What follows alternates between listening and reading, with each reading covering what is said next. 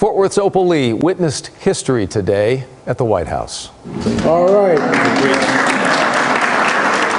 She's in the white top there next to the President Biden, and she looks on as he signed the Juneteenth national holiday bill into law. And this is a cause, as we've reported, that she has devoted her life to. And she says the hard work isn't over yet. Here's our Erin Jones. She got the call last night, the White House inviting her to see the Juneteenth National Independence Day Act signed into law in person. We can leave tonight. The trip from Fort Worth to Washington, D.C., nothing for 94-year-old Opal Lee, who walked the distance 5 years ago, trying to convince lawmakers to make this very moment possible. As a child growing up in Texas, she and her family would celebrate Juneteenth. On Juneteenth, 1939, when she was 12 years old, a white mob torched her family home. But such hate never stopped her.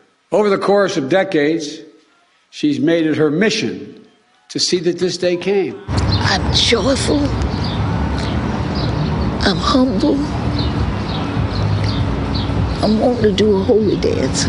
The holiday marks the true end of slavery in the U.S. when slaves in Galveston were informed of their freedom by federal troops on June 19, 1865, about 2 months after the end of the Civil War and 2 years after President Lincoln signed the Emancipation Proclamation. We're wanting people to know that Juneteenth is for everybody, that we're brothers and sisters under the skin, and we need to admit it.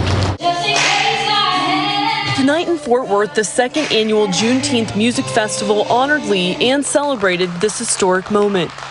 All Americans can feel the power of this day and learn from our history and celebrate progress and grapple with the distance we've come, but the distance we have to travel, Jim. We've still got much work to do, and we see this as a great beginning to do something about the disparities in our country.